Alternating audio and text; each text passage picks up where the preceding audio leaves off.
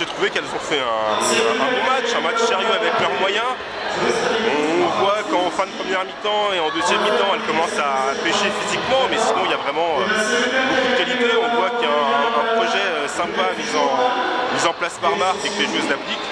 Donc plutôt du bien. Après, il y a une différence physique qui est certaine entre des filles de D2 et des filles de N2. Est-ce que tu as connu des matchs de gala comme ça, toi?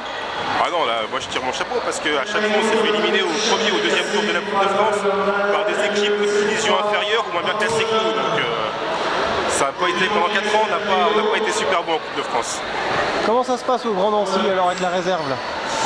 Je veux dire comme d'habitude, pas aussi bien que je voudrais, non ça va, on est deuxième ou troisième du classement. On aimerait bien rester à ce niveau-là du classement, là on a un match important samedi prochain, un derby, mais sinon ça travaille bien. Qu'est-ce que vous pouvez prétendre cette saison?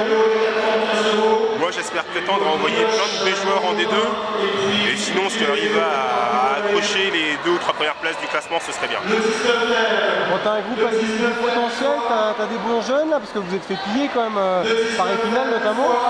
Non, c'est pas fait piller, on a rajeuni notre effectif, on a une réserve en centre de formation, donc l'objectif c'est vraiment d'avoir des jeunes joueurs capables d'arriver en D2.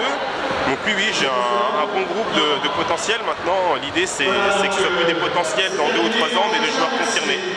Est-ce que tu as déjà des jeunes joueurs qui font la navette avec l'équipe première? Oui, j'en ai quelques-uns là. J'en ai un qui est parti avec eux en Coupe de France, j'en ai un autre qui a joué avec eux la semaine dernière. Ils sont 3-4 à y prétendre plus ou moins régulièrement. Donc l'objectif c'est qu'ils y prétendent pour de bon. Tu t'inscris dans un projet à long terme au Grand Nancy, comment ça se passe là? Tu as un contrat qui s'arrête à une date près?